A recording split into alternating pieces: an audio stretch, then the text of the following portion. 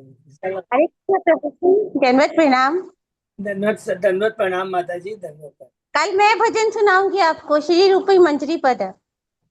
ठीक है, वो अभी आज हम लोग क्लास कर लेते हैं माता जी, इसके बाद में। हाँ ठीक है प्रभु जी। ठीक है, ओके, वेरी गुड। तो बहुत बहुत धन्यवाद सब भक्तों को कीर्तन में भाग लेने के लिए। अभी हम लोग मंगलाचरण करते हैं। ओम अज्ञानतिमिरान्धस्य ज्ञानाञ्जन शलाकया चक्षुन्मीलितं येन तस्मै श्री गुरुवे नमः। श्री चैतन्य मनोविष्टम स्थापितम येन भूतले स्वयं रूप कदा मह्यं ददाति स्वपदान्तिकम्। वन्देऽहं श्री गुरु श्रीयुतपद कमलं श्री गुरु वैष्णवांच च श्री रूपम साग्र जातम सहगण रघुनाथम वितम तम सजीवम स्वाधेतम सावधूतम परिजम सहितम कृष्ण चैतन्य देवम श्री राधा कृष्ण पादान सहगण ललिता श्री विशाखा वितांत च।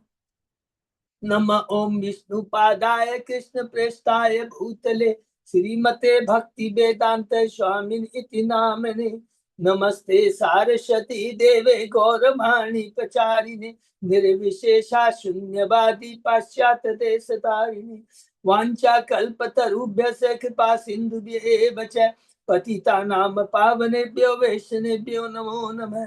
नमो महावदान्याय कृष्ण प्रेम प्रदायते कृष्णाय कृष्ण चैतन्य नामने गौरत्विषे नमः। हे कृष्ण करुणा सिंधु दीन बंधु जगतपते गोपेश गोपिका कांत राधा कांत नमस्तुते। तप्त कंचन गौरांगी राधे बिंदावनेश्वरी भीष्मानुसुते देवी प्रणमामि हरिप्रिये। नीलांचल निवासाय नित्याय परमात्मने बलवत् सुभद्रायां जगन्नाथाय ते नमः। जय श्री कृष्ण चैतन्य प्रभु नित्यानंद श्री अद्वैत गदाधर श्रीवासादि गौर भक्तवृंद। मुखम करोति वाचालम पंगु लंगे यत्कृपातमहं वन्दे श्री गुरु मदीनतारिणम्। परमानंद माधवम श्री चैतन्येश्वरम। हरे कृष्ण कृष्ण कृष्ण हरे हरे हरे राम राम राम हरे। श्री मंगलाचरण की जय, शिला प्रभुपाद की जय। हरे कृष्णा। आज के इस चेतन चरितामृत चर्चा में सभी भक्तों का हार्दिक स्वागत है। सभी भक्तों के चरणों में मेरा सादर दंडवत प्रणाम है। राधा माधव गोविंद परम वैष्णव गुरु आचार्य की असीम कृपा से हम सब भक्त लोग मिलकर इस महान ग्रंथ, दिव्य ग्रंथ श्री चेतन चेतारूप के ऊपर चर्चा कर पा रहे हैं। ये बहुत बड़ी हमारे पर भगवान की गुरु आचार्यों की कृपा है। यदि भी हम लोग में वो योग्यता नहीं है कि इस ग्रंथ को हम लोग पढ़ पाए, बहुत विशेष कृपा है और इसका हमें पूरा पूरा लाभ उठाना है। मध्य लीला के अंदर में है, हम लोग चौथे अध्याय के अंदर में है। जैसा कि हमने पढ़ा कि मध्य लीला में 25 अध्याय हैं और पूरी चेतन महाप्रभु की जो आना जाना आगमन है कि महाप्रभु का पूरी पहुंचना, वहां से साउथ इंडिया जाना, फिर वापस आना, फिर रथ यात्रा गुंडीचा महोत्सव का करना, फिर वृंदावन की यात्रा करना, फिर वृंदावन से वापस आते हुए रूप गोस्वामी सनातन को भी रामन राय को तो साउथ इंडिया टूर में। ये जो भक्तों के बीच चर्चा हो रही है, महाप्रभु की जो कृपा है, स्वयं कृष्ण है जो सोचिए।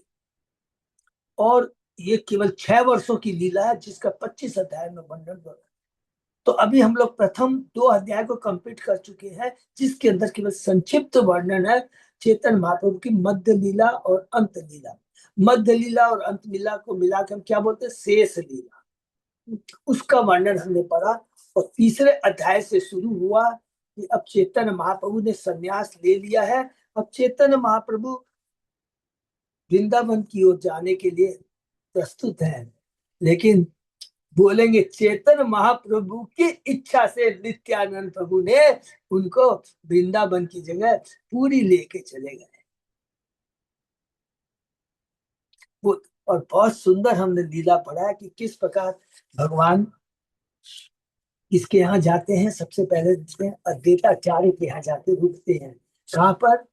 शांतिपुर के अंदर में। और वहां पर किस प्रकार भगवान को का भोग लगाना चाहिए भगवान को। भगवान को अद्वैताचार्य ने अपने आचरण से सिखाया किस प्रकार भगवान को भोग लगाना चाहिए, और उसके बाद में कितना सुंदर चित्र किया है। सेम चीज हम सोचिए, भगवान भावग्राही है। क्यों गए अद्वैताचार्य के यहाँ? सीधे क्यों नहीं चलेगा? हर चीज को, तत्व को समझता है, क्योंकि भगवान भाव के भूखे। अद्वैताचार्य के पास जाते हैं, उसके बाद में जब भगवान वहां से आगे चलने की सोचते हैं, तो हरिदास ठाकुर का जो क्रंदन है, वो क्या कहते हैं, भगवान का कमिटमेंट सुनिए। महाप्रभु ने कहा, मैं जगन्नाथ से प्रार्थना करूंगा और उन्हें जगन्नाथपुर ले चलेंगे, तुम्हें जगन्नाथपुर ले चलेंगे। हरि बोल।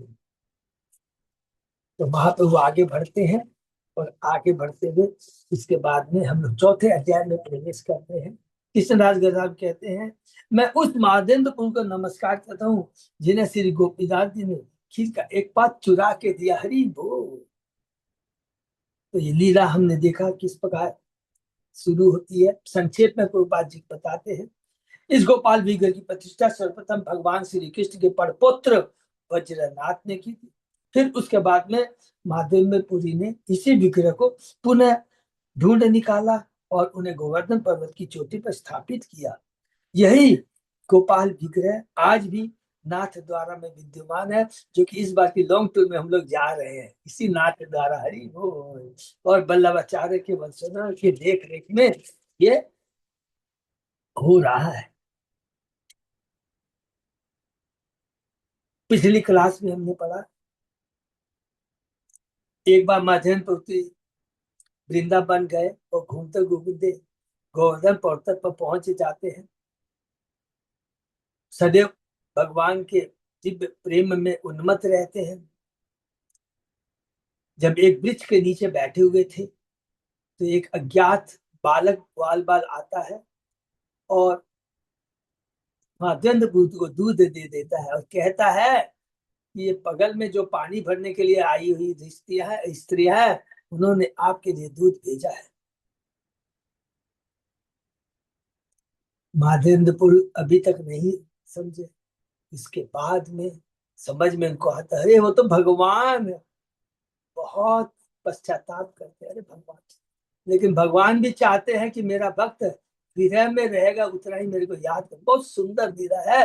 तो भगवान जब देखे कि मेरा भक्त की दिव्य भक्ति है, तो एक रात में सपने में उसके पास में आते हैं, कहते हैं कि देखो, मैं इस झाड़ी में छिपा हुआ हूँ, मैं बहुत तकलीफ पा रहा हूँ। भगवान कहते हैं मैं बहुत तकलीफ पा रहा हूँ, ये सब लीला देखे सुनते जाइए, तो मुझे वहां से निकालो।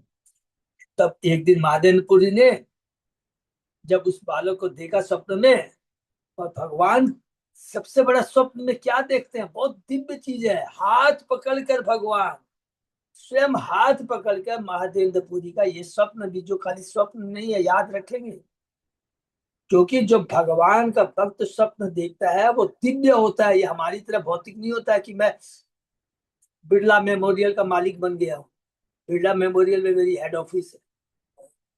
वो नहीं है, ये भक्त का है। इसका जो दर्श है वो बहुत दिव्य होता है। भगवान हाथ पकड़ करके ले जाते हैं झाड़ी में और कहते हैं मुझे निकाल के पर्वत चोरी में करो। और गोपाल क्या कहते हैं, मैंने तुम्हारे प्रेम भाव के कारण ही तुम्हारी सेवा स्वीकार की है। ये बहुत इंपॉर्टेंट बात कहते हैं। सम कृष्ण कहते हैं, गोपाल कहता है, इस प्रकार मैं प्रकट होऊंगा। तो भगवान सेवा देते हैं अपने शुद्ध भक्तों को। कई सोचते हैं, अरे जैसा हमारा भाव होगा, हमारे भाव भगवान भाव ग्राही है, सेवा देते हैं, और तुम मुझे निकालो और मेरी स्थापना करो, और मेरा दर्शन पा करके पतित लोगों का उद्धार हो जाएगा। मेरा नाम गोपाल है। इतना ही नहीं, मैं गोवर्धन पर्वत को धारण करने वाला हूँ। सोचिए, खुद कहते हैं। और जब इन मुसलमानों ने आक्रमण किया, तो मेरे पुजारी ने मुझे इसी झाड़ी में कुंज में छिपा दिया है, अब ध्यान पूर्वक मुझे निकाल दो। और उसके बाद में महादेवपुरी सपना टूटने पर ग्वाल वालों के पास में, गांव वालों के पास में जाते हैं। अर्चा बिकर को झाड़ी से निकालकर पर्वत की चोटी पर स्थापित करते हैं, और गोविंद कुंड से उनका जल अभिषेक होता है। बहुत डिटेल में हमने पढ़ा है। बहुत सुंदर ढंग से श्री गोपाल को फिर भोग लगाया गया। और सबसे बड़ी चीज हम लोग देखा कि वो अर्चा विग्रह कितने दिव्य है। पूरे ग्वाल गांव वालों ने जितनी भी सामग्री लेके आते हैं, भगवान उसको ग्रहण करते हैं। जो हम प्रेम से भगवान को पत्तम पुष्पम फलम तोयम, जो प्रेम से ग्रहण भगवान को देता है, भगवान उसको ग्रहण कर लेते हैं। सामग्री सारी सामग्री खा लेते हैं, फिर भी उनके भव्य हाथ के स्पर्श होने से हर वस्तु पुनः बन जाती है। भोग लगाने से वो केवल साधारण नहीं रहता है, वह दिव्य बन जाता है, वह प्रसाद बन जाता है। और जो उसको ग्रहण करता है उसकी चेतना में दिव्य परिवर्तन आता है। इस प्रकार उसके बाद में माधेन पुदिनी ने क्या किया है, ये एक एक चीज शिक्षा हमको भूलना नहीं है। उसके बाद में माधेंद्र पुरी ने कहा इतने सारे योग्य ब्राह्मण यहाँ आए हैं, सब कुछ आए हैं, उनको वैष्णव संप्रदाय में दीक्षा दी। ब्राह्मण है, सब कुछ का ज्ञान है, नियम है, लेकिन सेवा भाव, जो सेवा करने की विधि है वो जरूरी है। तो उनको वैष्णव संप्रदाय में उन्होंने दीक्षा दिया और उन्हें विभिन्न सेवा कार्यों में लगा दिया। प्रभुपाद जी तात्पर्य में कहते हैं कि हमारा संप्रदाय महादेवपुरी की परंपरा में आता है, जिसका संबंध मधुबा संप्रदाय से है। इसलिए हम लोग मध्य गौड़ीय संप्रदाय कहलाते हैं, मध्य गौड़ी संप्रदाय में आते कहलाते हैं, क्योंकि महाप्रभु की परंपरा में है। जिन्हें कौन दीक्षा दिया था महाप्रभु को? ईश्वरपुरी ने। ईश्वरपुरी कौन है? महादेवपुरी उनके गुरु है। तो उसी परंपरा में हम लोग हैं। और हम लोग को जब भी कोई कुछ बोला जाएगा, इसको भूलना नहीं है। तो हम लोग क्या बोलेंगे? मध्य गौड़ी संप्रदाय से हम लोग हैं। उसके आगे अभी हम लोग देखते हैं, बहुत सुंदर है। उसकी आज हम चर्चा करेंगे कि गोपाल की लीला के बारे में।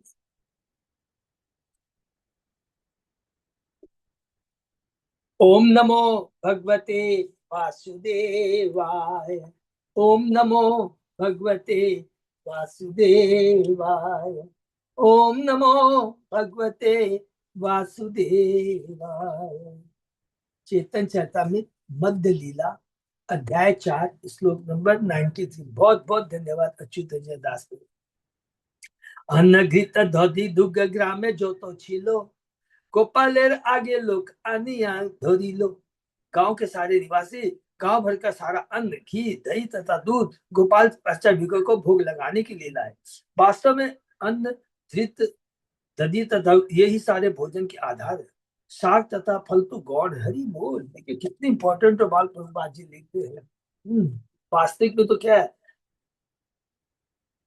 हमने लिखा भी था ना, जो पंचामृत जो बनता है, है दूध, दही, घी, शहद और चीनी, ये सब बहुत इंपॉर्टेंट है।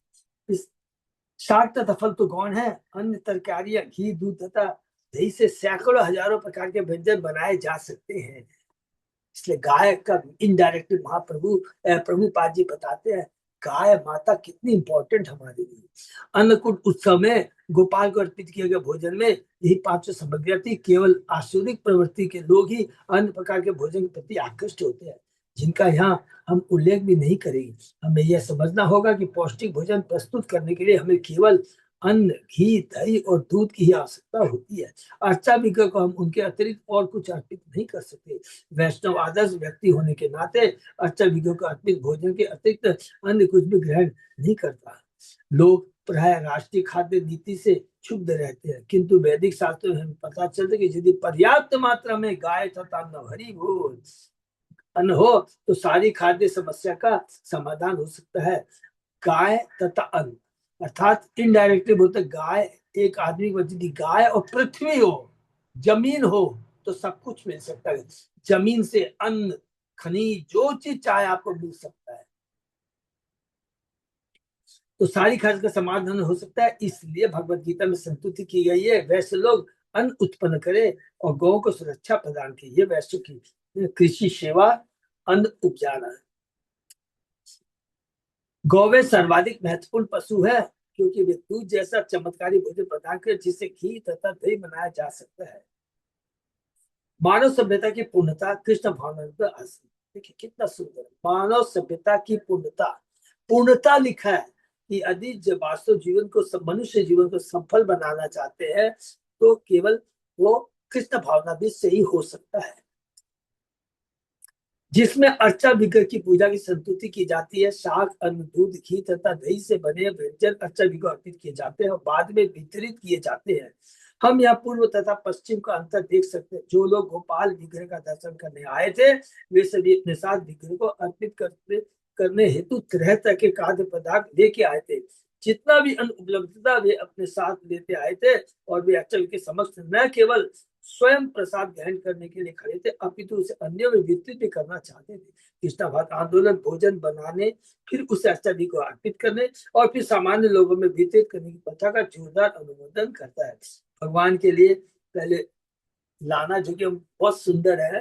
हम लोग अभी जगन्नाथ की अभी जो हमारी रथ यात्रा होने वाली है, हम सब लोग जगन्नाथ के भक्त लोग जाते हैं ना, जगन्नाथ अच्युत दास प्रभु बहुत सुंदर अरेंजमेंट करते हैं, हम लोग लेके जाते हैं, भोग लगाते हैं, वहीं पे बैठ के खाते हैं, क्या आनंद आता है।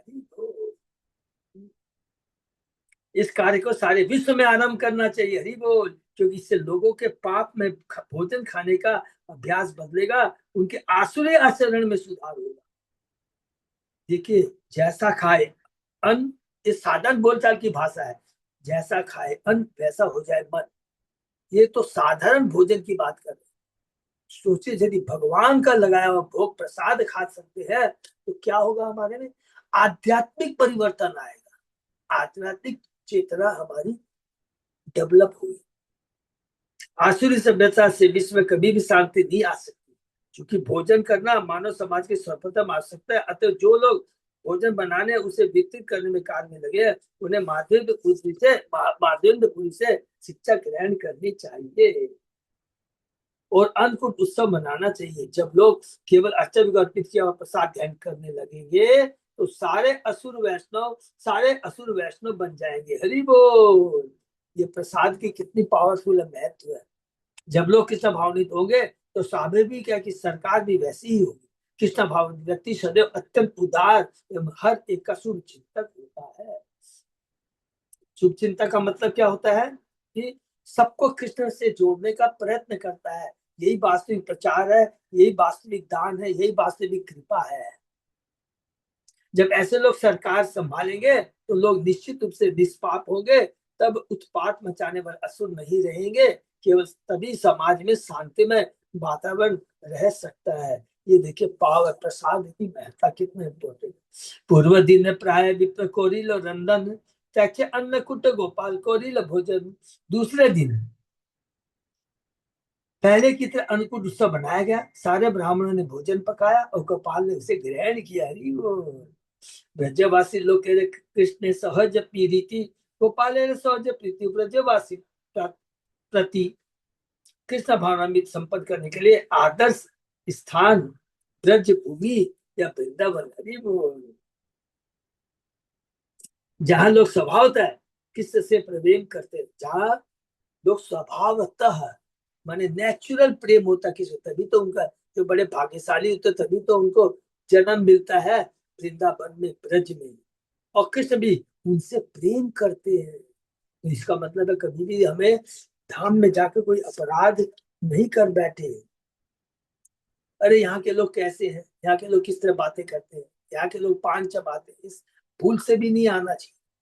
हमारी कोई योग्यता नहीं, औकात नहीं है टू मेक असेसमेंट, उनका असेसमेंट करने की हमारे में योग्यता नहीं है। यदि हम करते हैं तो इसका मतलब हमारी आसुरी प्रवृत्ति है, बोल के हम ऐसा करते।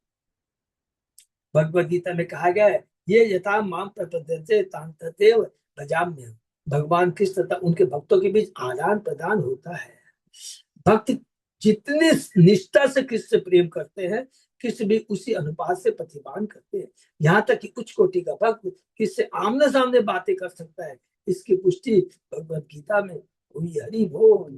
तेषां सतयुक्तानां सतत युक्तानां भजतां प्रीतिपूर्वकं ददामि बुद्धि योगम तम येन मामुपयान्ति। जो लोग मेरी निरंतर भक्ति करते हैं और प्रेम पूर्वक मेरी सेवा करते हैं, उन्हें मैं बुद्धि प्रदान करता हूं जिससे वे मेरे पास आ सकते हैं। आज सोचिए गोपाल झाड़ी में है तो क्या भगवान कष्ट में थे क्या? अरे वो तो 3 गुणों से पूरे विश्व समस्त ब्रह्मांड के कर्ता भर्ता सब कुछ है। ये तो लीला कर रहे हैं। मौका किसको दे रहे हैं? माध्यमपुरी को सेवा का मौका। खुद कहते हैं तू मेरा भक्त है इसलिए मैं तुझे सेवा प्रदान कर रहा हूँ। तो जब भी हमको सेवा मिले तो ये समझना चाहिए कि वी आर वेरी फॉर्चुनेट ना, ये बहुत दुर्लभ है सेवा पाना। मनुष्य जीवन का वास्तविक उद्देश्य कृष्ण को समझना और भगवत धाम लौट जाना। हरि बोल। अतः जो व्यक्ति प्रेम तथा भक्ति के साथ कृष्ण की सेवा में निष्ठापूर्ण लगा रहता है वह कृष्ण से बातें कर सकता है और आदेश प्राप्त कर सकता है, जिससे वह शीघ्रता से भगवत धाम लौट सके। आदेश प्राप्त कर सकता है कि जिस प्रकार माध्यमपुर ने स्वप्न में भगवान से गोपाल से आदेश प्राप्त किया और उनको सेवा का मौका मिला। आज अनेक विद्वान धर्म विज्ञान का अनुमोदन करते हैं। भगवान के विषय में उन्हें कुछ अनुमान भी है, किंतु भगवान के व्यावहारिक अनुभव के बिना का धर्म धर्म नहीं रहता। श्रीमद् भागवत में से एक प्रकार की ठगी कहा गया। धर्म का अर्थ है बहुत ध्यान, पूर्ण पुरुषोत्तम भगवान किसके आदेशों का पालन करना, यही परम धर्म है। यदि कोई भगवान से बातें करने और उनसे शिक्षा करने के योग्य नहीं है तो भला वह धर्म के सिद्धांतों को कैसे समझ सकता है? इष्टा भावना के बिना धर्म या धार्मिक अनुभव की बातें करना समय का अपमात्र है, अर्थात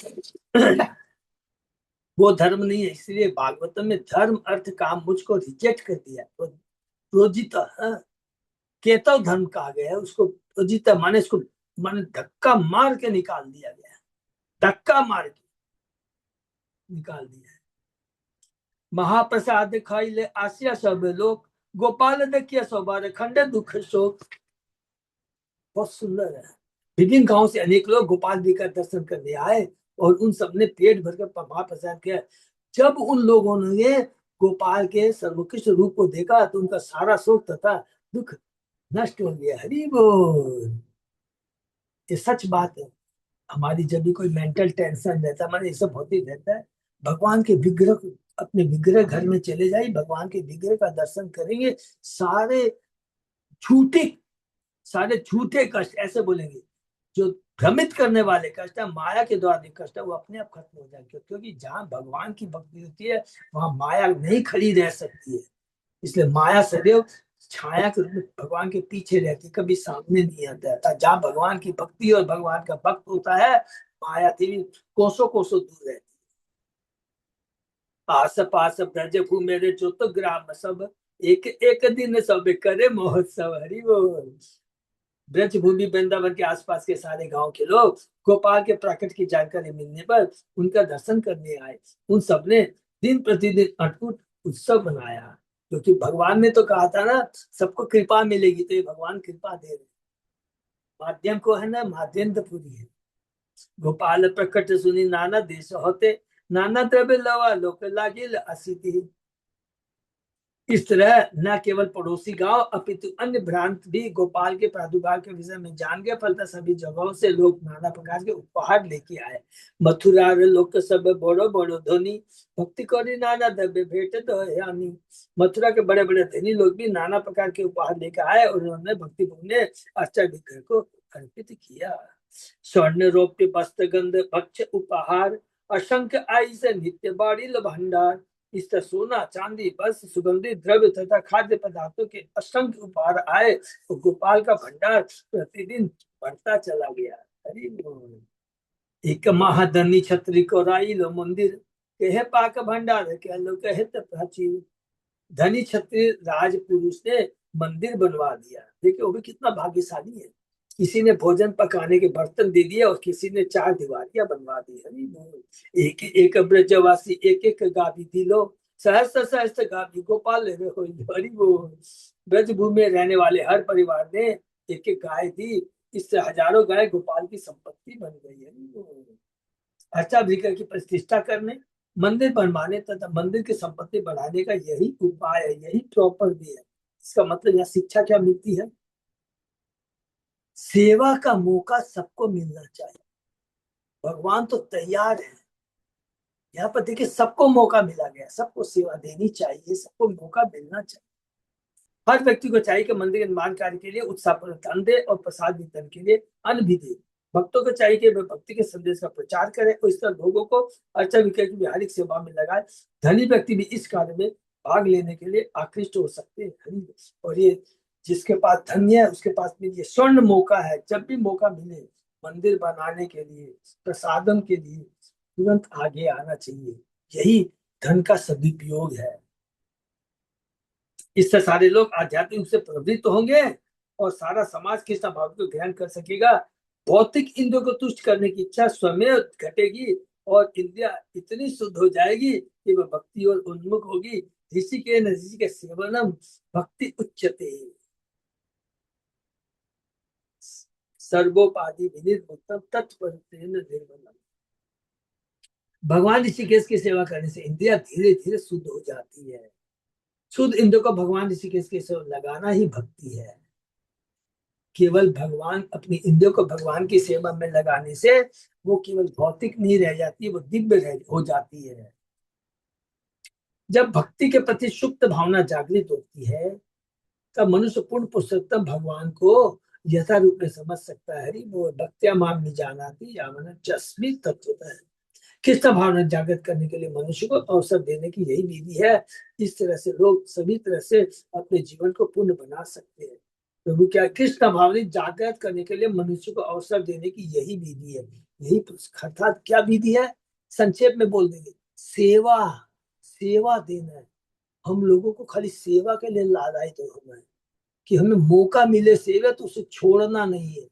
और मिलेगा क्या मौका, यदि हमारा भाव रहेगा तो भगवान अपने आप मौका देंगे सेवा का। अगर मन में वो भावना नहीं है, भाव नहीं है, तो भगवान भी नहीं देंगे सेवा। अगर हमको सेवा नहीं मिल रही है, हम नहीं कर पाए, इसका मतलब हमारे में कहीं कमी है। गौड़ होते आइला दुई बैरागी ब्राह्मण पूरी गोसाई राखी लो तारे कोरिया। जो तब अंत में बंगाल से 289 ब्राह्मण वहां है, माधव पंडित को वे बहुत अच्छे लगे, तो उन्हें बिंदा में रखकर सभी सुधाएं प्रदान की।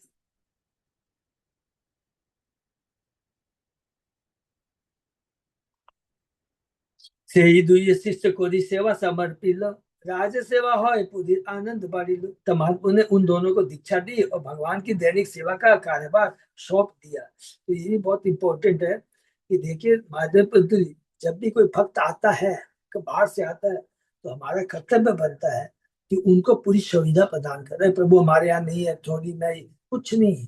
हर यदि सेवा का मौका, भगवान की विग्रह की सेवा, कोई भक्तों की सेवा का मौका मिलता है, ये बहुत बड़े बड़े भाग्य की बात है, बहुत बड़ी भाग्य की बात।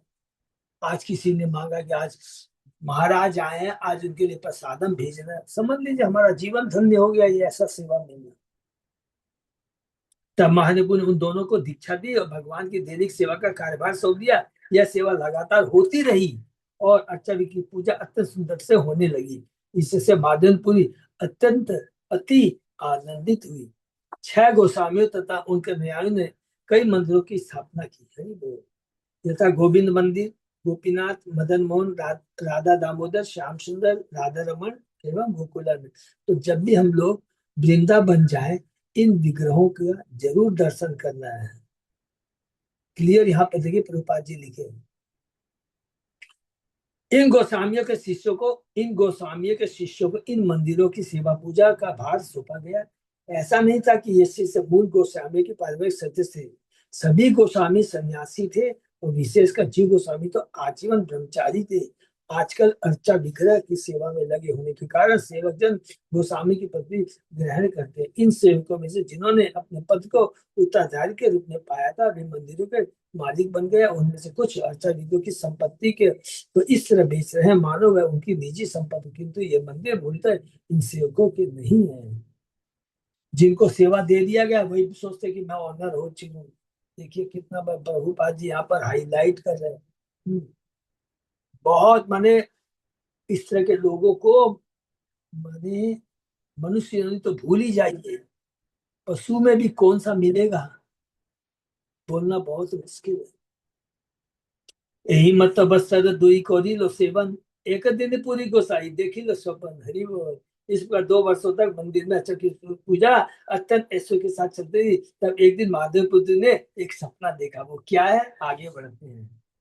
गोपाल कहे पूरी अमार ताप नहीं जाए, मल यत चंदन लेप तब से जोड़ा है। हरि बोल। भगवान और एक सेवा देना चाहते, हरि बोल। देखिए भगवान सपने में माधवपुर ने देखा कि गोपाल कह रहे हैं, अरे मेरे शरीर का ताप अभी भी कम नहीं हुआ है, तुम मलय देश से चंदन लेके आओ और मुझे शीतल बनाने के लिए मेरे शरीर पर इसका लेप करो। भगवान और उसको अब अभी भगवान सेवा ले रहे हैं। अब भगवान बोलते हैं इतनी मेरी सेवा की है, तुम इसको सेवा भी तो इसकी करो, भक्त की सेवा करो।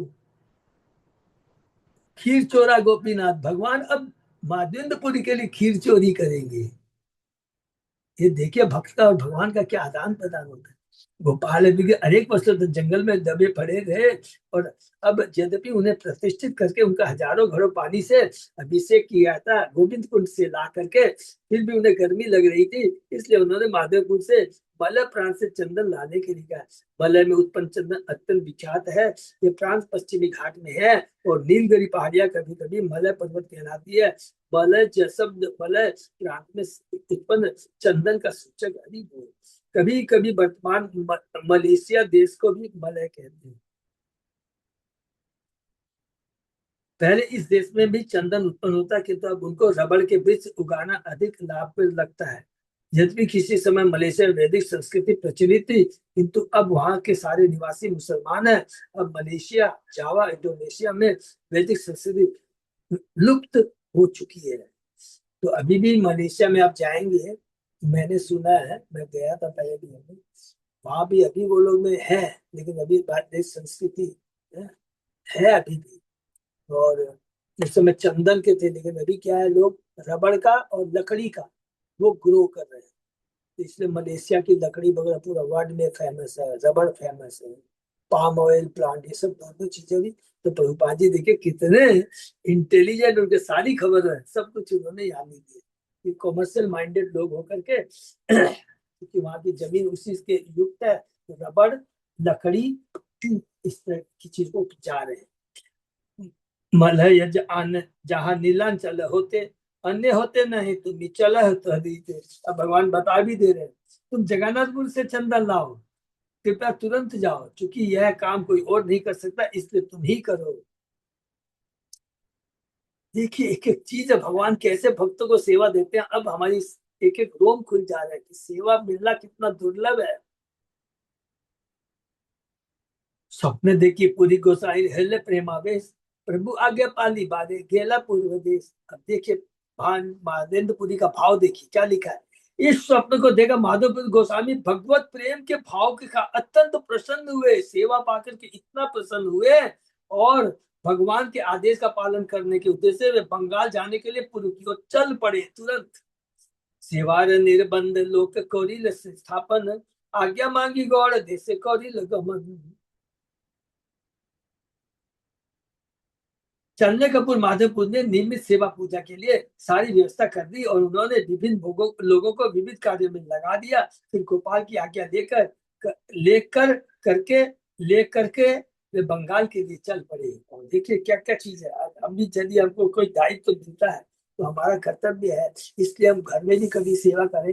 देखिए कितना पता नहीं कितना सबको मिलेगा, तो हमेशा चेष्टा करना चाहिए कि घर के मेंबर को भी हम ट्रेंड करें कि भाई हमको कहीं बाहर जाना पड़े तो वो हमारे एब्सेंस में सेवा कर सके भी, या फिर कोई बाहर से भी भक्तों को बुला करके सेवा करवा। तो ये बहुत सारी चीजें लिखा है देखिए कि चलने के पूर्व, चलने के पहले माधवपुर ने नियमित सेवा पूजा के लिए सारी व्यवस्था कर दी। इस श्लोक के अंदर लिखा हुआ है सारी। शांतिपुर आईला अद्वैताचार्य घरे पुरी रे प्रेम देखी आचार्य आनंद उन्तरे। हरि बोल। जब माधवपुरी शांति अद्वैताचार्य के घर पहुंचे तो माधवपुरी में उर्मिपूर्ण भगवत प्रेम को देखकर आचार्य अत्यंत हर्षित हुए। हरि बोल। इन्हीं से तो अद्वैताचार्य ने माधवपुरी से हरि बोल दीक्षा ली। तार लाठी मंत्र तार ठाई मंत्र ले लो जतन करिया, चलीला दक्षिण पुरी तारे दीक्षा दिया। अद्वैताचार्य ने महाप्रभु से दीक्षा लेने की प्रार्थना की, उन्हें दीक्षा देने के महाप्रभु दक्षिण भारत के लिए चल पड़े। हरि बोल। इसीलिए चैतन्य महाप्रभु महादेव अद्वैताचार्य को बहुत रेस्पेक्ट देते थे। क्यों? क्योंकि महादेव कौन है? ईश्वरपुरी के गुरु है। ईश्वरपुरी कौन है? महाप्रभु के गुरु हैं, शिक्षा गुरु है, दीक्षा गुरु हैं। सोचिए, तो इससे बहुत सम्मान करते थे। इस संबंध में श्री भक्ति ठाकुर की टीका है कि अद्वैत आचार्य ने मध्य संप्रदाय की परंपरा के संन्यासी बहुत से दीक्षा ली है। वो श्री चैतन्य महाप्रभु के सार हिमा वृत्त हिमा सन्यासी शुद्ध कहने हो, जय कृष्ण तत्व से ही गुरु हो। ये बहुत पावरफुल श्लोक है जो चेतन महाप्रभु कह रहे हैं। क्या कह रहे हैं? चाहे कोई ब्राह्मण हो, सन्यासी हो, शुद्ध या अन्य कुछ, किंतु यदि वह कृष्ण तत्व में दक्ष है तो वह गुरु बन सकता है। और हम लोगों ने पढ़ा है ना उपदेशामृत में, गुरु के वाचो बेगम वंशक होगा। हाँ? वो गुरु बनने का जिसने अपनी वाणी को, जिसने अपनी जीवा को, जिसने जनेन्द्रिय को बस में कर लिया है, वो संसार में गुरु बनने लायक है। चेतन चेतन मध्य लीला वो बन सकता है। चेतन चेतन की मध्य लीला अभी बहुत जल्दी हम लोग पहुंच जाएंगे 8वें अध्याय में है। इसका मतलब क्या हो गया? 8वां अध्याय का मतलब हो गया कि अब भगवान जो साउथ इंडिया टूर में जाएंगे, क्योंकि 6 अध्याय तक हमने पढ़ा कि संक्षिप्त में पढ़ा कि चेतन महाप्रभु पहुंच जाएंगे पूरी है। उसके बाद में 7वें 8वें अध्याय से शुरू हो जाएगी साउथ इंडिया टूर। इस कथन की पुष्टि महादेव द्वारा की गई है। पंचरात्र के अनुसार केवल गृहस्थ ब्राह्मण दीक्षा दे सकता है, अन्य कोई नहीं। जब कोई व्यक्ति दीक्षित हो जाता है तो यह माना जाता है वह ब्राह्मण बन गया। हरि बोल। उपयुक्त ब्राह्मण द्वारा दीक्षा प्राप्त किए बिना अन्य किसी को ब्राह्मण नहीं बनाया जा सकता। दूसरे शब्द, जब तक कोई स्वयं ब्राह्मण नहीं होता तब तक वह किसी दूसरे को ब्राह्मण नहीं बना सकता। वर्णाश्रम धर्म का पालन करने वाला गृहस्थ ब्राह्मण अपने सच्चे शब्द भगवान विष्णु की पूजा की विविध सामग्री प्राप्त कर सकता है। वस्तुतः लोग इस गृहस्थ ब्राह्मणों से दीक्षित होने की याचना करते हैं जिससे वे वर्णाश्रम सफल हो सके या भौतिक इच्छाओं से मुक्त हो सके। अतः गृहस्थ आश्रम में रहने वाले गुरु को शुद्ध वैष्णव होना चाहिए। कितना प्रभुपाद जी बोले, कोई नौटंकीबाजी नहीं। कौन शिक्षा गुरु, कौन दीक्षा गुरु को हो सकता है? संन्यास आश्रम के गुरु को अर्चना करने के लिए बहुत कम अवसर मिल पाता है, किंतु यदि कोई दिव्य सन्यासी को गुरु स्वीकार करता है तो अर्चना की उपेक्षा नहीं की जाती। इस सिद्धांत की स्थापना के लिए ही श्री चेतन ने अपना मत कीवा विप्र कीवा सन्यासी इस लोक में दिया है। इसे सूचित होता है कि महाप्रभु को समाज की कमजोरी पता थी कि वे ऐसा मानते हैं कि केवल गृहस्थ ब्राह्मण ही गुरु हो सकता है। श्री चैतन्य महाप्रभु ने इंगित किया कि गुरु गृहस्थ सन्यासी या शूद्र हो सकता है। गुरु गृहस्थ सन्यासी या शूद्र हो सकता है। बहुत इंपॉर्टेंट। गुरु को शास्त्रों में की सार में पारंगत होना चाहिए, उसे पूर्ण भूषण भगवान का ज्ञान होना चाहिए। केवल तभी कोई गुरु बन सकता है। दीक्षा का वास्तविक शिष्य को दिव्य ज्ञान प्रदान करना। दीक्षा का वास्तविक अर्थ है शिष्य को दिव्य ज्ञान प्रदान, जिससे वह अपने सारे भौतिक कलमश से मुक्त हो जाए। शिला प्रभुपाद की जय। इतनी एक एक इंपॉर्टेंट यहाँ पर देखिए तात्पर्य के माध्यम से प्रभुपाद जी बताए। रेमुनाथ कह लो गोपीनाथ दर्शन तारा रूप देखिला होए विहंगल मन। अब महाविंदपुरी पहुंच गए रेमुना। हरि बोल। दक्षिणी भारत जाते से महादेवपुरी रेमुना गए जहाँ गोपीनाथ स्थित है। विग्रह की सुंदरता देखकर महादेवपुरी भाव विभोर हो गए। हरि बोल। माने रेमुना होकर के वो चंदन लाने जाते हैं। क्लियर है ना? दक्षिण माने उत्तर में। नित्य नित्य गीत कोरी जग मोह निवासीला, क्या क्या भोग लागे ब्राह्मण ने पूछीला। मंदिर के बरामदे में जहाँ से लोग सामान्यतः अच्छा विग्रह का दर्शन करते थे, महादेव पुत्री ने कीर्तन और नृत्य किया। फिर वे वहां बैठ गए और उन्होंने एक ब्राह्मण से पूछा कि अच्छा को किस तरह वस्तु का भोग लगाया जाता है, क्योंकि वो भी जानना चाहते थे कि मैं भी ऐसे, अगर कोई त्रुटि है तो मैं भगवान गोपाल की, जो कि अभी वो स्थापित किए उन्होंने वृंदावन, उनकी मैं वैसे पूजा करूं। सेवार सौष्ठव सेवार सौष्ठव सुंदर सेवार सौष्ठव देखी आनंदित मोने उत्तम भोगे लागे ऐसा बुझी अनुमाने। प्रबंध की उत्कृष्टता से माधवपुर जी ने अनुमान लगाया कि वहां अवश्य उत्तम भोजन ही अर्पित किया जाता होगा। जैसे ही आप भोग लागे सकल एक पूछिबो, तैसे भी आने भोग गोपाल लगाइबो। महादेवपुर ने सोचा मैं पुजारी से पूछूंगा कि गोपीनाथ को किस प्रकार का भोजन अर्पित किया जाता है, जिससे हम भी अपने रसोई घर में उनकी व्यवस्था करके वैसा ही भोजन श्री गोपाल को अर्पित कर सके। बहुत बड़ी शिक्षा है ये सब।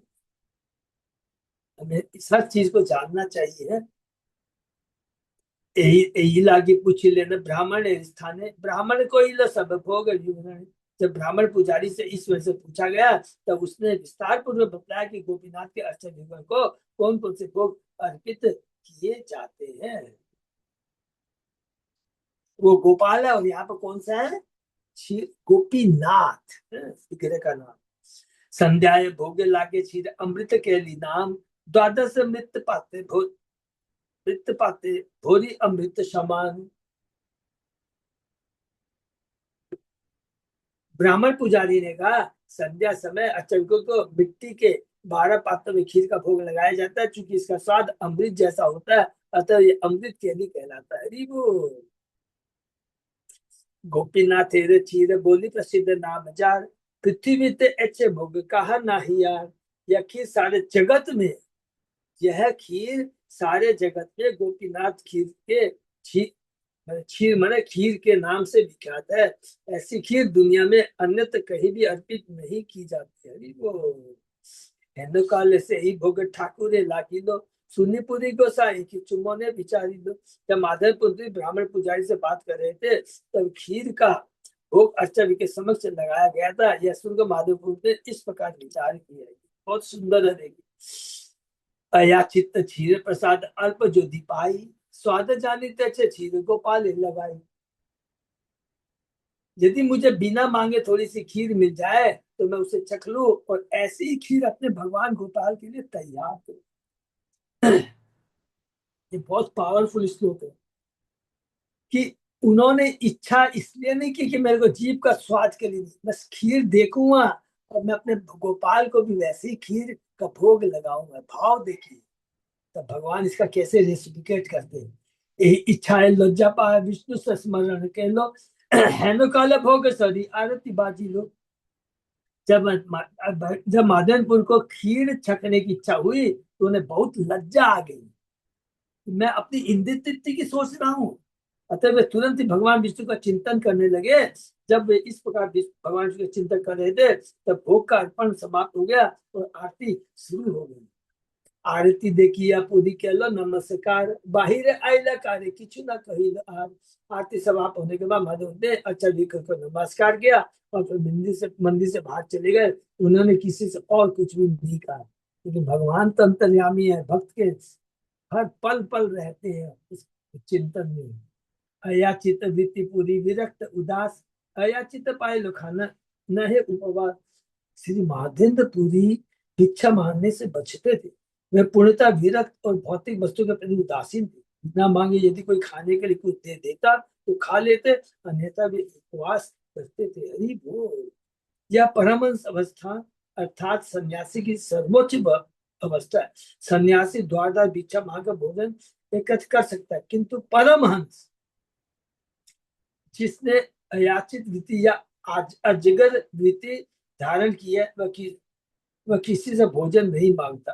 अजगर वृत्ति यदि कोई स्वेच्छा से उसे भोजन देता है तो वह ग्रहण करता है। अयाचित वृत्ति करता है भिक्षा न मांगना, और अजगर वृत्ति उस व्यक्ति को सूचित करते जो अजगर के समान है। वो भोजन पाप होने के लिए कोई प्रयास नहीं करता है, अपितु भोजन को स्वतः अपने मुख तक आने की प्रतीक्षा करता है। जो भगवान ने दे देगा, जो व्यवस्था कर देंगे वही काफी है। दूसरे शब्द में परहंस बिना खाए या सोए एकमात्र भगवान की सेवा में लगा रहता है। 6 गोस्वामी के समय कहा गया था निद्राहार विहार का दिवी चितो। परम हंस अवस्था में मनुष्य नींद भोजन इंद्रिय तृप्ति की इच्छा पर विजय प्राप्त कर लेता है। यह सदैव अत्यंत दैन्य भाव से दिन रात भगवान की सेवा में लगा रहने वाला साधु होता है। ये परमहंस माधवपुर ने यह परमहंस अवस्था प्राप्त कर ली थी। हरि बोल। तो परमहंस के लक्षण गुण बताया है। प्रेमामृत तृप्त क्षुद्धा तृष्णा नाही बाधे, क्षीर इच्छा है लोता है माने अपराधे। हरि बोल। माधवपुरी जैसा परमहंस सदैव भगवान की प्रेमा भक्ति से संतुष्ट रहता है। भौतिक भूख प्यास उनके कार्यकलापों में बाधक नहीं बन सकती। जब उन्हें अष्टमी को अर्पित थोड़ी खीर खाने की इच्छा हुई तो उन्होंने सोचा कि उनसे अपराध हुआ है, क्योंकि वे अष्टमी को भोग लगाई जा रही वस्तु को खाना चाह रहे थे। यह उचित होगा कि जब अर्चा विग्रह, देखिए बहुत इंपॉर्टेंट है, यह उचित होगा कि जब अर्चा विग्रह को अर्पण करने भोग सामग्री रसोई घर से अर्चा के कमरे में ले जाइए हो तो उसे ढक दिया जाए। देखिए समझ में आ गया कितना बड़ी बात है कि जब ये हम लोग रसोई से अपने मंदिर में अर्चा विग्रह को भोग लगाने के लाते हैं तो ढक के क्यों लाना चाहिए? कहीं देख करके ओह क्या सुंदर चीज है, खाने की इच्छा नहीं हो जाए। एक एक चीज के पीछे देखिए तत्व है, इसलिए ढक कर लाना चाहिए, उसे ढक दिया जाए। इससे दूसरे लोग इसे देख नहीं सकते। जो व्यक्ति भक्ति के उच्च नियमों का पालन करने में अभ्यस्त नहीं है उन्हें यह भोजन खाने की इच्छा हो सकती है, जो कि अपराध है। हरि बोल। तो किसी को इसे देखने तक का अवसर नहीं देना चाहिए, किंतु अच्छा विक्रय उसे अवश्य खोल देना चाहिए। अच्छा विक्रय की समझ खुले भोजन को देखकर माधव पुत्र के मन में उसे थोड़ा छकने की इच्छा हुई, जिससे वे अपने गोपाल के लिए ऐसी ही खीर बना सके। तो यहाँ पर उपाध्याय जी ने क्लियर कर दिया, उनकी इंद्रिय तृप्ति के लिए नहीं है, उनका भाव क्या था कि ऐसी खीर मैं गोपाल के लिए बना सकूं, तो पहले टेस्ट तो करूं, तब तभी तो मैं गोपाल के लिए बनाऊंगा, लोगों से कुक से पूछूंगा कि कैसे बनाया जाए। किंतु महादेव पुत्र नियम के इतने पक्के थे कि उन्होंने इसे अपराध समझा। अतः किसी से कुछ कहे बिना वे मंदिर से बाहर चले गए। इसलिए परमहंस को विजित सद्गुण कहा जाता है। उसे काम सड, काम माने काम, क्रोध, लोभ, मोह, मत्स्य तथा क्षुद्र क्षुधा चित्र, इन छह भौतिक गुणों को जीत लेना चाहिए। सद्गुण ग्रामीण शून्य हाटे बोसी करे न कीर्तन एता पुजारी को राहिले ठाकुर से। महादेव पुत्री मंदिर से बाहर चले गए तो गांव के खाली बाजार में बैठ गए। वे वहां बैठकर कीर्तन करने लगे। इसी बीच मंदिर के पुजारी ने अष्टाविद्या को शयन करा दिया। हरि बोल। यद्यपि महादेवपुरी की रुचि खाने तक सोने में नहीं थी, किंतु महामंत्र का कीर्तन करने में उनकी रुचि इतनी तीव्र थी कि मानो वे परमहंस नहीं अपितु नए भक्त। इसका अर्थ यह हुआ कि परमहंस अवस्था में भी कीर्तन करना नहीं छोड़ा जा सकता। भगवान के धाम में भी जाकर के कीर्तन और सेवा हम नहीं छोड़ सकते हैं, क्योंकि जीवन स्वरूप कृष्ण नित्य दास, नित्य दास उसका एकमात्र ही कर्तव्य है और यही सबसे बड़ा पोस्ट है कि भगवान के सेवा करना। हरिदास ठाकुर तथा अन्य गोस्वामी एक निश्चित संख्या की माला जप करते थे, तथा जप माला पर जप करना सबके लिए अत्यंत महत्वपूर्ण है, भले ही वह परमहंस क्यों ना हो। दूसरी शिक्षा प्रभुपाद जी ने कहा। कई लोग बोलते हैं मेरा मन में कृष्ण है। अरे मेरे मन में कृष्ण 24 घंटे कृष्ण रहते मेरे मन में, अंगुली में मैं कर रहा हूँ, मन में कर रहा हूँ, लेकिन यहाँ क्लियर कर दिया भले ही परम क्यों। अतः जप माला पर जप करना, ये लिख दिया, जप माला पर जप करना सबके लिए अत्यंत महत्वपूर्ण है, भले ही वह परमहंस क्यों ना हो। अरे स्वयं चेतन महाप्रभु जप माला पर जप करते थे।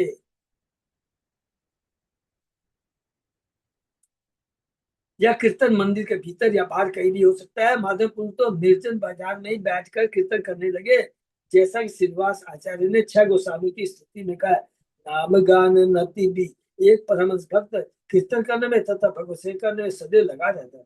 भगवान के पवित्र नाम का कीर्तन करना उनकी तथा उनकी सेवा में लगे रहना समान है। हरि बोल। जैसा कि श्रीमद् भागवत में कहा गया, भक्ति की 9 विधियां कौन कह रहे हैं? प्रहलाद महाराज अपने पिता को कहते हैं पहली बार, फिर दूसरी बार में जब जाते हैं। श्रवण कीर्तन विष्णु स्मरण पाद सेवा अर्चन बंधन दास्यम साख्यम आत्मनिवेदन। यद्यपि प्रत्येक विधि भिन्न यद्यपि प्रत्येक विधि भिन्न होते, किंतु आध्यात्मिक धरातल पर स्थिर जाने पर ये एक समान लगते। हरि बोल। उदाहरण के लिए श्रवण करना कीर्तन के ही समान है और स्मरण करना कीर्तन या श्रवण के ही तुल्य। इसी प्रकार अर्चन की अर्चना में लगना कीर्तन श्रवण या स्मरण के ही तुल्य है। भक्त से आशा की जाती है, अपेक्षा की जाती है भक्ति की सभी 9 विधियों को स्वीकार कर, किंतु यदि इनमें से एक ही विधि का अच्छे ढंग से पालन किया जाए तो उसे सबकी सर्वोच्च परम अवस्था प्राप्त हो सकती है, क्योंकि सब एक ही है विधि। कितना पावरफुल बात लिखा है, कोई भी एक सेवा अच्छे से करते हैं तो ऑटोमेटिक सारी सेवा हो जाती है और वह भगवान के धाम को लौट सकता है। निज कृत्य कोरी पुजारी कोरी लो शयन, स्वप्न ठाकुर आसी बोली लालोचन। पुजारी अपना दैनिक का सेवा करके आराम करने लगा। सपने में उसने देखा कि गोपीनाथ अच्छा विग्रह आकर उससे बातें कर रहे हैं। अच्छा विग्रह इस प्रकार बोले, किसको बोलते हैं? पुजारी को बोलते हैं। उठो पुजारी कर द्वार विमोचन, क्षीर एक राखी सन्यासी कारण।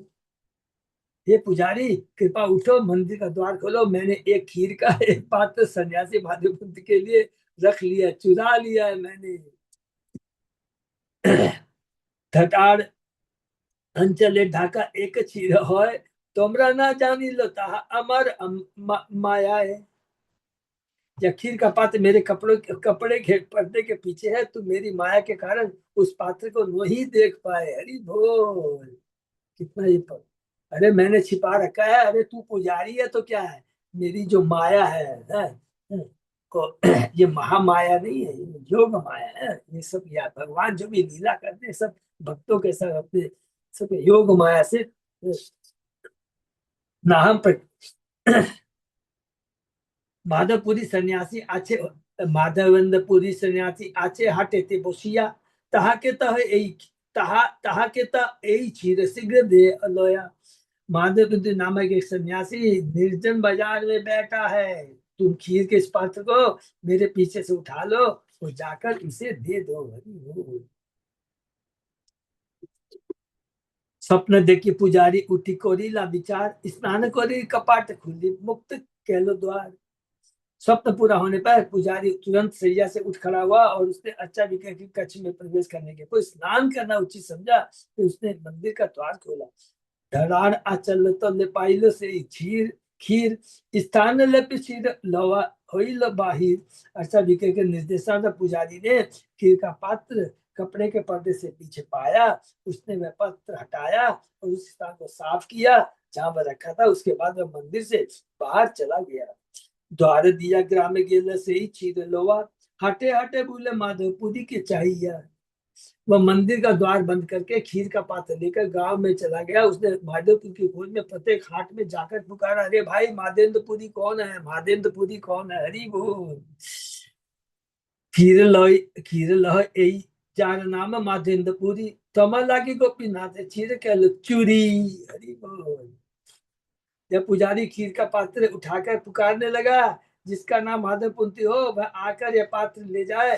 गोपीनाथ ने तुम्हारे लिए इस खीर के पात्र की चोरी की है। हरि बोल। क्या सुंदर है। यहाँ पर परम सत्य तथा सापेक्ष सत्य का अंतर बताया गया। भगवान गोपीनाथ ने यहाँ पर स्पष्ट घोषित किया गया कि ये चोर है। हरि बोल। उन्होंने खीर पात्र चुराया था, किंतु उन्होंने इस बात को छिपाया नहीं, क्योंकि उनके द्वारा चोरी की यह लीला परम दिव्य आनंद का स्रोत होती है। भगवान का चोरी करना, भगवान का रोना, भगवान का नृत्य करना सब कुछ दिव्य होते हैं। भौतिक जगत में चोरी करना अपराध है, आध्यात्मिक जगत में भगवान द्वारा चोरी दिव्य आनंद का स्रोत है। क्योंकि अगर हम भगवान के लिए कुछ भी करते हैं, बहुत सुंदर बात लिखा है, वो सब दिव्य होता है। हम भी खुद भी अगर भगवान के लिए हमने कुछ किया है, आप नोट करके रख लेंगे, वो दिव्य होता है, जो जिसमें हमारी अपनी इंद्रिय तृप्ति नहीं होती है। संसारी दुष्ट जिन्हें भगवान की दिव्य प्रकृति का ज्ञान नहीं, कभी कभी कृष्ण को अनैतिक कहते हैं, किंतु वे यह नहीं जानते कि ऊपर से अनैतिक दिखने वाले उनके कार्य, जिन्हें गुप्त नहीं रखा जाता, भक्तों को असीम आनंद प्रदान करने वाले हैं। ये ये धूर्त पूर्ण पुरुषोत्तम भगवान की दिव्य लीलाओं को न जानने के कारण उनके चरित्र पर लांछन लगाते हैं और तुरंत ही दुष्टों धूर्त नरदन असुर और जिनका ज्ञान माया द्वारा हर लिया गया है की श्रेणी में आ जाते हैं। भगवत गीता में कहा, न माम दुष्टिनो मूढ़ा प्रपद्यन्ते नराधमा माया अपृत ज्ञान आश्रम भाव आश्रिता। जो निपट मूर्ख है, जो चार तरह के लोग नहीं जाते हैं, जो मनुष्य में अदम भगवान की कृपा जो चार लोग नहीं पाते हैं, जिनका ज्ञान में डाली गया, तथा जो आसुर वे दुष्ट मेरी शरण में नहीं आते। संसारी दूत नहीं समझ सकते कि कृष्ण जो भी करते हैं वह दिव्य होने के कारण सर्वदा शुभ होता है। भगवान के इस गुण की व्याख्या श्री भागवत में हुई है।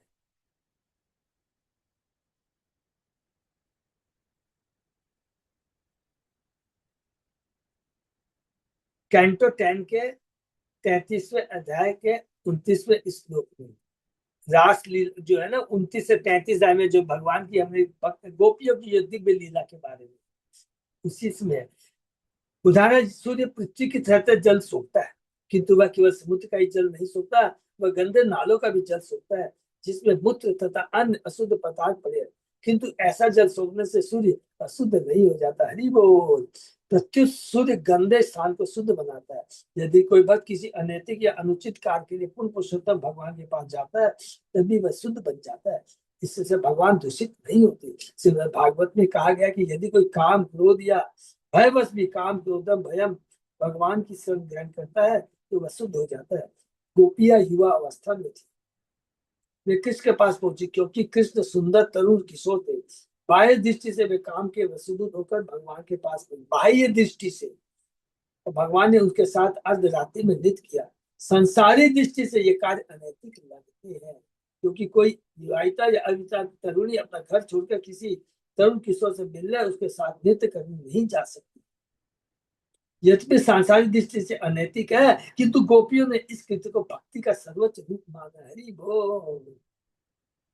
क्योंकि वे अर्धरात्रि में कामत जिनके पास वे भगवान कृष्ण थे, 3 गुणों से ऊपर है। उसमें काम जो जो उनका दिव्य प्रेम है, वो भौतिक जगत का काम है, रिफ्लेक्शन। मैं तुमसे प्रेम करता हूँ, प्रेम नहीं, तो वो काम है, काम की इच्छा की, अब एक दूसरे की इंद्रिय तृप्ति के लिए। लेकिन यहाँ पर तो वो जो काम है वो दिव्य है, क्योंकि कृष्ण की तुष्टि के लिए है, इसलिए उसको प्रेम कहते हैं। किंतु अभक्त लोग इसे नहीं समझ सकते। मनुष्य को चाहिए कि कृष्ण को तत्व से यथार्थ रूप से समझे, उसे अपने सामान्य ज्ञान का उपयोग करना चाहिए और विचार करें। यदि केवल कृष्ण के पवित्र नाम का उच्चारण करने से मन शुद्ध हो सकता है, तो विश्व किस तरह अनैतिक हो सकते। हरि बोल, हरि बोल। जब उनका नाम ही पूरे भव सागर से उतार सकता है, तो अनैतिक कैसे हो सकते हैं। दुर्भाग्य संसारी मूर्खों को शैक्षिक नेता मान लिया जाता है और सामान्य जनता को आध्यात्मिक सिद्धांत पढ़ाने हेतु उच्च पद दे दिए जाते हैं। इसकी व्याख्या से भागवत हुआ, अंधा यथांधे रूप रूप पनीय माना। अंधे लोग बहुत सुंदर है। अंधे लोग दूसरे अंधे लोगों को मार्गदर्शन देने का प्रयत्न करते हैं। ऐसे धूर्तों के अध्यक्ष कचरे ज्ञान के कारण सामान्य लोगों को गोपियों के सकृष्ट लीलाओं की चर्चा नहीं करनी चाहिए। अभक्त को तो भगवान द्वारा अपने भक्त के लिए खीर चुराने की भी विवेचना नहीं करनी चाहिए। यह आगाह किया जाता है कि इन बातों के विषय में कोई सोचे तक नहीं, जबकि कृष्ण सभी शुद्धों में सर्वाधिक शुद्ध। हरि बोल। किंतु संसारी लोग कृष्ण की लीलाओं को अनैतिक मानकर स्वयं दूषित हो जाते हैं। इसलिए श्री चैतन्य महाप्रभु गोपियों के साथ कृष्ण की लीलाओं की चर्चा कभी भी सार्वजनिक रूप से नहीं करते थे। वे उनकी चर्चा केवल अपने 3 अंतरंग पार्षदों के साथ करते थे। उन्होंने कभी भी रास लीला की चर्चा जनता के समझ नहीं की, जैसा कि पेशेवर कथावाचक करते हैं। भले ही वे कृष्ण के श्रोता की प्रकृति को न समझे, किंतु श्री चैतन्य महाप्रभु पवित्र नाम के संकीर्तन को बड़े स्तर पर घंटों करने के लिए प्रोत्साहित करते थे, जिससे हमारी कलुषित चेतना शुद्ध हो जाए। और जब शुद्ध चेतना हो जाए, तो धीरे धीरे करके चेतना शुद्ध हो जाए, तभी हम रासलीला में प्रवेश कर सकते हैं, भगवान के दिव्य रूप लीलाओं का श्रवण कृपा स्मरण कर सकते हैं। हरि बोल। तो हम लोग एक बहुत ही हृदय स्पर्शी एक शुद्ध भक्त। तो आज हमने क्या सीखा है, जो कि तत्व जो समझा है कि भगवान की सेवा के लिए जो लालायित होता है, भगवान उसे सेवा प्रदान करते हैं। जिस प्रकार भक्त भगवान की सेवा करना चाहता है, भगवान भी अपने भक्त की सेवा करना चाहते हैं। देखिए, भगवान खीर चुराते हैं माधेंद्रपुरी। तो ये बहुत इंपॉर्टेंट शिक्षा है। और हरे कृष्णा, किसी का कोई प्रश्न? इसमें तो हम क्या बोलेंगे, माने इतना दिव्य लेवल का वो है, आंख से आंसू आ जाते हैं। महादेंद्रपुरी का भगवान सेवा दे रहे हैं, भगवान उसके लिए खीर चुरा रहे हैं। देखिए, हरे कृष्ण। एक हम लोग विराम देते हैं। आज माता जी वो कीर्तन करना चाहती थी कि वो क्या करें नेक्स्ट। अच्युत अजय दास प्रभु। हरे कृष्णा प्रभु जी, कल पढ़ लेंगे सुबह। अच्छा ठीक है। सैटरडे क्लास क्या नहीं होती बोले? माता जी। हाँ क्या मैं बोले बात अच्युत करके अजय? बता देता हूँ उनको, माता जी के क्लास में जोड़ देंगे तो उनके क्लास में कीर्तन कर। ठीक, okay, thank you so much. बहुत बहुत धन्यवाद सब भक्तों को। और अभी हम लोग को ये याद करके अभी आ रहा है कि कल, वैसे सबको वो नहीं है, कल हमारे राधा गोविंद मंदिर का बर्थडे है। बर्थडे है। तो सब लोग दर्शन जरूर करने आएंगे। है, तो बहुत अच्छा रहेगा, उनसे आशीर्वाद मांगेंगे और ये जो सेवा है ना, राधा गोविंद से सेवा मांगेंगे। है, हैप्पी बर्थडे बोल करके कुछ दीजिए, हमें सेवा का मौका दीजिए। हैं? तो ये ओपनली नहीं किया तो हमने, क्योंकि मैसेज आया था सीडी से, मैं कहा मेरे भक्तों को तो जरूर मालूम होना चाहिए, तो वहां पर जाके हम लोग सेवा कर सकते हैं, पूजा अर्चना कर सकते हैं। हरे कृष्णा। ये इधर विराम देते हैं। Thank you so much. सही भक्तों का बहुत बहुत धन्यवाद। आगे से नहीं विराम देते हैं। सोमवार सुबह 7 बजे।